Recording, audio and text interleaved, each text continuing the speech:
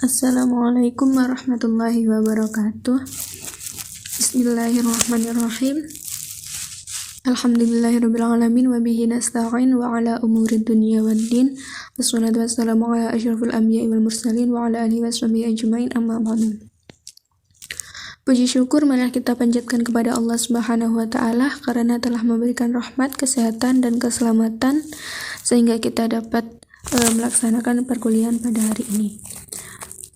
Sholawat beserta salam semoga tetap tercurahkan kepada junjungan kita Nabi Agung Muhammad SAW yang telah membawa kita dari zaman jahiliyah menuju zaman yang terang benderang, yakni dinul Islam. Yang saya hormati selaku dosen pengampu ayat dan hadis Iqtisad, yaitu Bapak Fajar SHIMH, dan teman-temanku yang saya sayangi. Selanjutnya tema yang akan kami bahas adalah tentang ayat-ayat riba. Sebelumnya perkenalkan, nama saya Siti Nur Hasanah yang akan bertugas sebagai moderator pada perkuliahan hari ini. Saya akan membimbing jalannya diskusi ini, dan adapun anggota kelompok kami yaitu Imam Mahdi Sahal dan juga Firna Nahwa Firdausi. Selanjutnya adalah rangkaian acara. Yang pertama yaitu pembukaan, dan yang kedua adalah penyampaian materi, dan yang terakhir adalah penutup.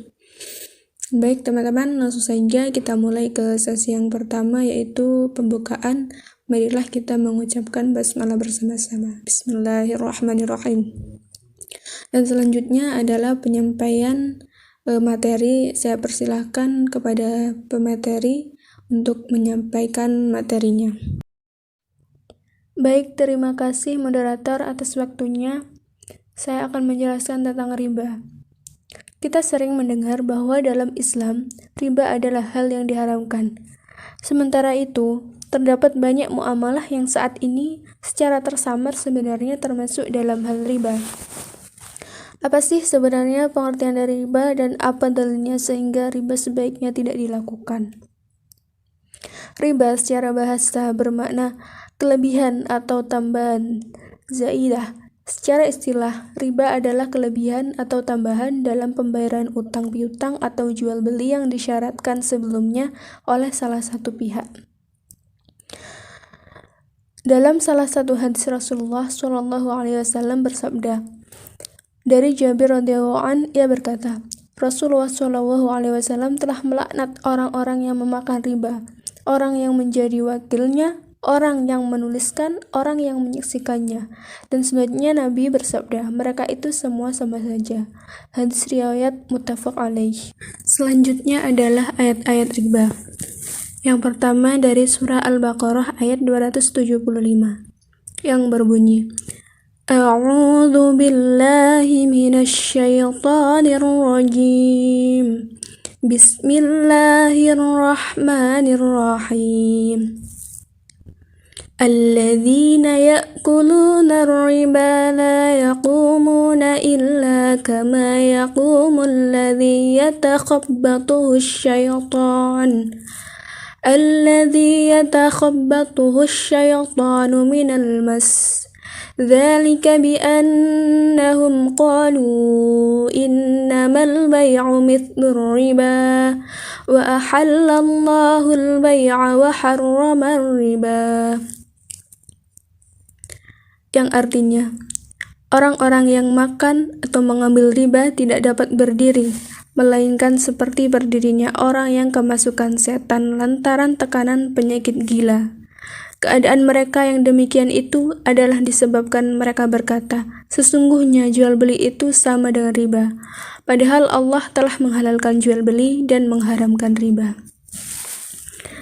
Selanjutnya adalah Surat Al-Baqarah ayat 276. Bismillahirrahmanirrahim. Yamhaqullahu riba wa yurbis shadaqat. Wallahu la yuhibbu kulla kaffarin athim. Yang artinya, Allah memusnahkan riba dan menyuburkan sedekah. Allah tidak menyukai setiap orang yang tetap dalam kekafiran dan bergelimang dosa. Selanjutnya adalah surat Al-Baqarah ayat 277. Bismillahirrahmanirrahim. Innalladzina amanu wa 'amilus shalihati wa aqamus sholata wa atawuz zakata lahum ajruhum 'inda rabbihim wa la khaufun 'alaihim wa la hum yahzanun. Yang artinya, sungguh orang-orang yang beriman mengerjakan kebajikan, melaksanakan sholat, dan menunaikan zakat. Mereka mendapat pahala di sisi Tuhannya, tidak ada rasa takut pada mereka, dan mereka tidak bersedih hati.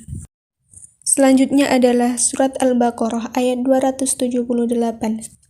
Bismillahirrahmanirrahim. Ya ayyuhalladzina amanu ittaqullaha wa dharu ma baqiya minar riba in kuntum mu'minin. Yang artinya, hai orang-orang yang beriman, bertakwalah kepada Allah dan tinggalkan sisa riba yang belum dipungut jika kamu orang-orang yang beriman. Selanjutnya adalah surat Al-Baqarah ayat 279. Bismillahirrahmanirrahim. Fa illam taf'alu fa'dhanu biharbin minallahi wa rasulih. Wa in tubtum falakum ru'usu amwalikum la tadlimuna wa la tuzlamun. Yang artinya, maka jika kamu tidak mengerjakan atau meninggalkan sisa riba, maka ketahuilah bahwa Allah dan Rasul-Nya akan memerangimu. Dan jika kamu bertaubat dari pengambilan riba, maka bagimu pokok hartamu. Kamu tidak menganiaya dan tidak pula dianiaya. Selanjutnya adalah surat Al-Imran ayat 130. Bismillahirrahmanirrahim. Ya ayyuhalladzina amanu la ta'kulur riba ad'afan mudha'afatan wattaqullaha la'allakum tuflihun. Yang artinya, wahai orang-orang yang beriman, janganlah kamu memakan riba dengan berlipat ganda, dan bertakwalah kepada Allah agar kamu beruntung. Selanjutnya adalah surah Ar-Rum ayat 39. Bismillahirrahmanirrahim. Wa ma ataitum min riba liyarbu fi amwalin nasi fala yarbu 'indallah. Wa ma ataitum min zakatin turiduna wajhallahi fa ulaika humul mud'ifun. Yang artinya, dan riba tambahan yang kamu berikan agar harta manusia bertambah, maka tidak bertambah dalam pandangan Allah. Dan apa yang kamu berikan berupa zakat yang kamu maksudkan untuk memperoleh keridhaan Allah, maka itulah orang-orang yang melipat gandakan pahalanya. Selanjutnya adalah surah An-Nisa ayat 161. Bismillahirrahmanirrahim. Wa akhdhihimur riba wa qad nuhu anhu wa aklihim amwalan nasi bil batil wa a'tadna lil kafirina minhum 'adzaban alima. Yang artinya, dan karena mereka menjalankan riba padahal sungguh mereka telah dilarang darinya, dan memakan harta orang dengan cara tidak sah atau batil, kami sediakan untuk orang-orang kafir di antara mereka azab yang sangat pedih. Baik, terima kasih. Dan selanjutnya saya ingin membacakan materi yang menjelaskan tentang kata kunci surat Al-Baqarah dan surat An-Nisa dan Al-Imran. Yang pertama adalah kata kunci surat Al-Baqarah ayat 275, yang mana ia terdiri dari alladzina, orang-orang yang yaquluna, memakan, riba, ialah riba, la yaqumuna, tidak dapat berdiri, illa kama yaqumu, melainkan seperti berdirinya, alladzi, orang yang yatahabbutuhu syaiton, kemasukan setan, minal mas, karena gila, dzalika, Yang demikian itu ba'annahum karena mereka qalu berkata innamal bai bahwa jual beli mislur riba sama dengan riba wa Allah padahal Allah telah menghalalkan al-bai jual beli wa romar riba dan mengharamkan riba.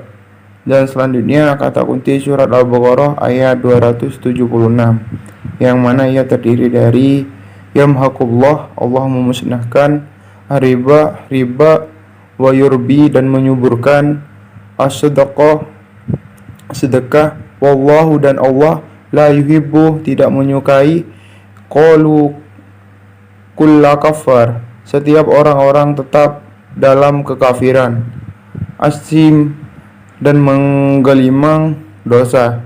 Dan selanjutnya kata kunci surat Al-Baqarah ayat 277 yang mana ia terdiri dari wa amilu mengerjakan as-sholihah kewajiban wa aqamu dan melaksanakan as-sholat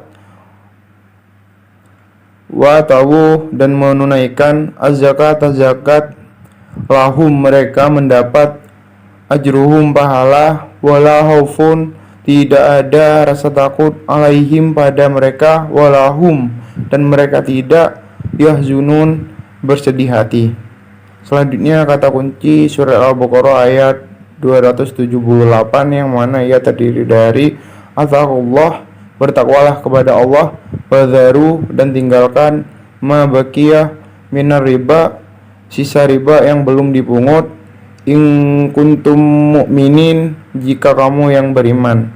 Selanjutnya kata kunci surat Al-Baqarah ayat 279 yang mana ia terdiri dari fa'il lam taf'alu jika kamu tidak melaksanakannya fa'adhabu irhab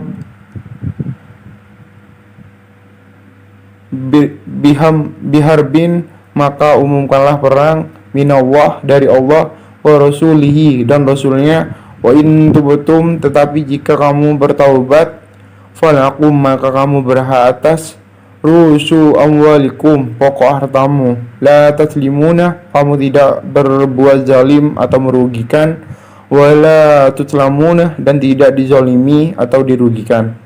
Selanjutnya kata kunci surat Al-Imran ayat 130 yang mana ia terdiri dari la ta'kulu jangan kamu memakan riba adalah riba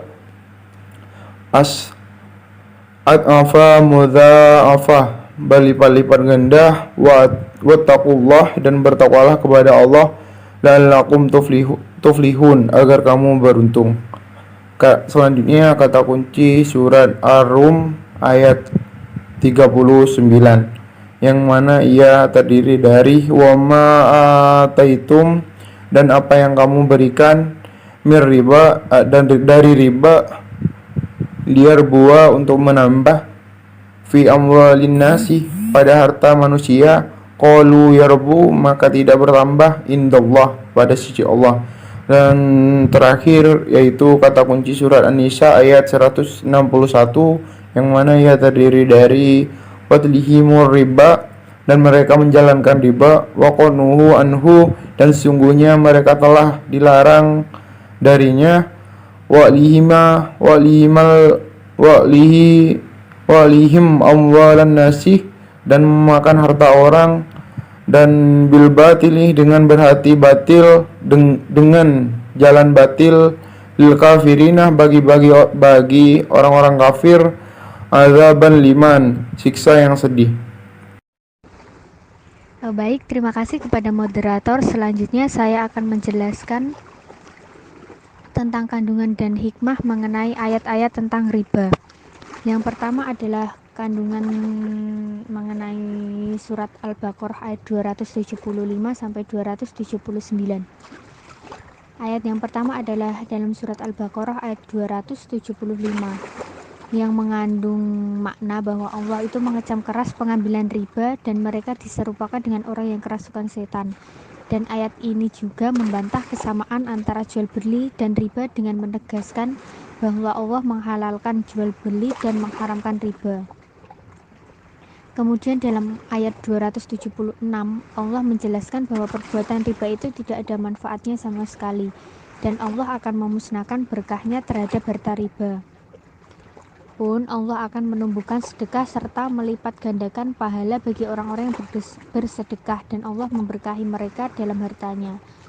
Allah juga tidak menyukai orang yang bersikeras menghalalkan makanan atas hasil riba.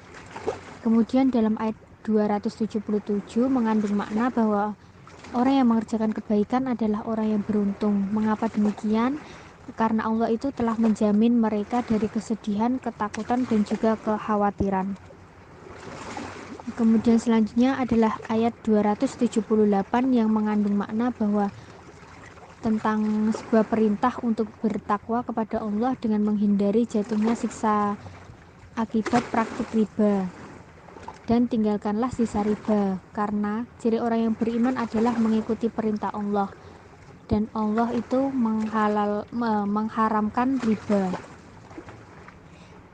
Kemudian yang selanjutnya adalah Quran Surat Al-Baqarah ayat 279 mengandung ancaman yang menjelaskan bahwa pemakan riba adalah orang yang memerangi Allah dan Rasul-Nya, dan Allah telah mengizinkan agar mereka diperangi.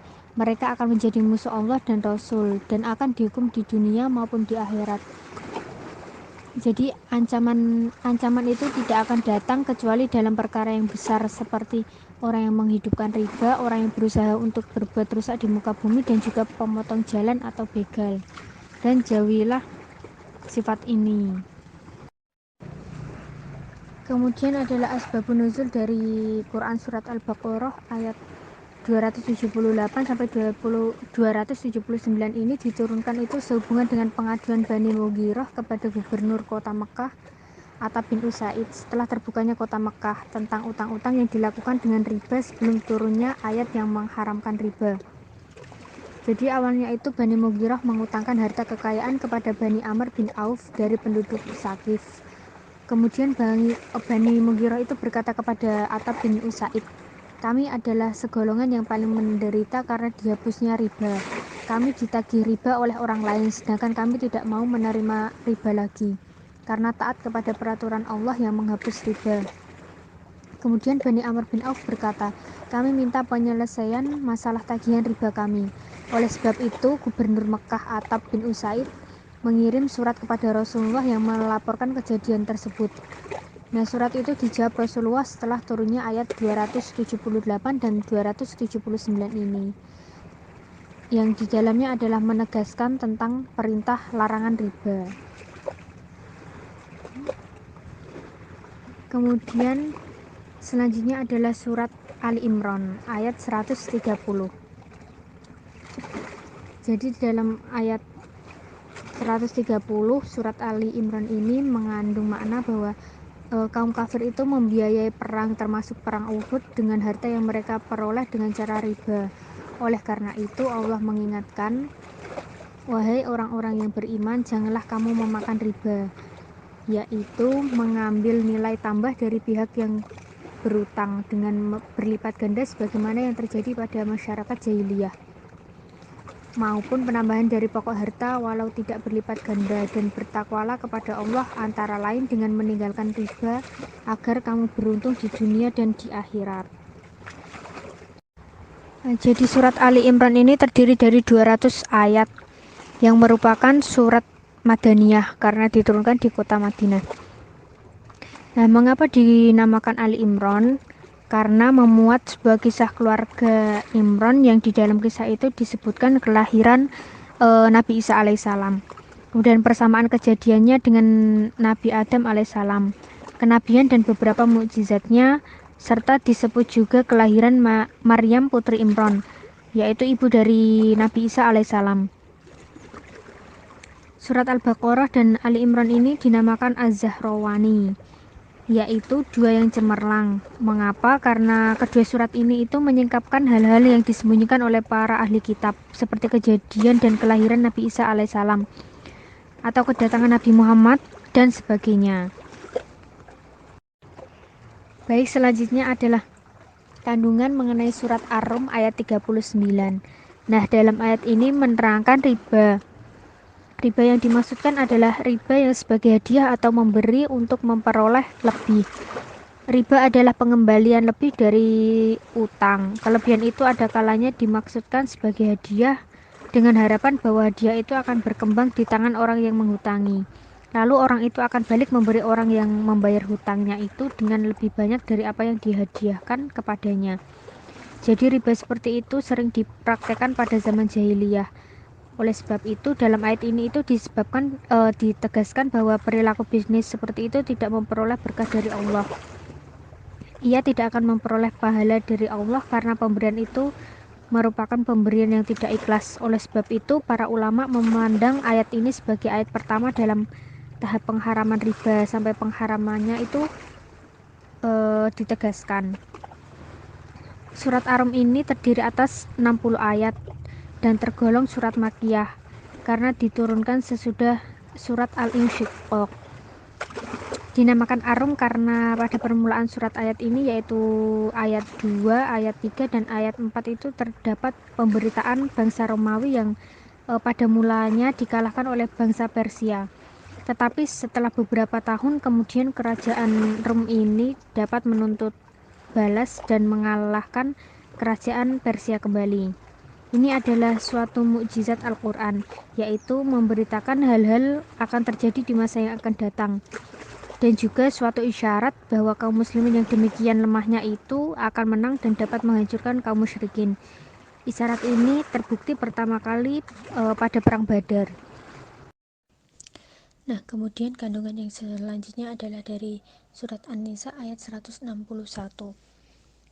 Riba itu merupakan salah satu perbuatan yang batil karena termasuk sesuatu yang diharamkan oleh Allah adalah sesuatu yang berkuku. Riba ini telah dijelaskan bahwa Allah itu mengharamkan, begitu juga dalam kitab Taurat, dan bagi orang yang kafir sudah dipersiapkan oleh Allah tempat yang sesuai dengan perbuatannya, yaitu siksa yang pedih dan menyakitkan. Pada ayat ini Allah menjelaskan kalau riba adalah pekerjaan yang batil. Oleh karena itu Allah juga menjelaskan dalam ayat tersebut bahwa Allah sudah menyiapkan mereka azab yang pedih.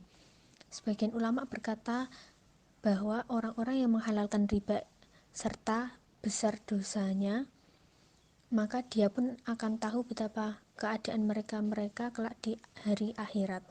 Mereka akan dikumpulkan dalam keadaan gila, kekal di neraka. Hal ini disamakan dengan orang kafir akan mendapatkan perlawanan dari Allah dan Rasul serta kekal dalam laknat. Baik, itu saja yang bisa saya sampaikan, kurang lebihnya mohon maaf. Selanjutnya saya serahkan kepada moderator. Demikian tadi penyampaian materi dari kelompok kami. Saya mohon maaf jika ada kekurangan dan terima kasih untuk perhatiannya. Wallahu a'lam bishawab. Wassalamualaikum warahmatullahi wabarakatuh.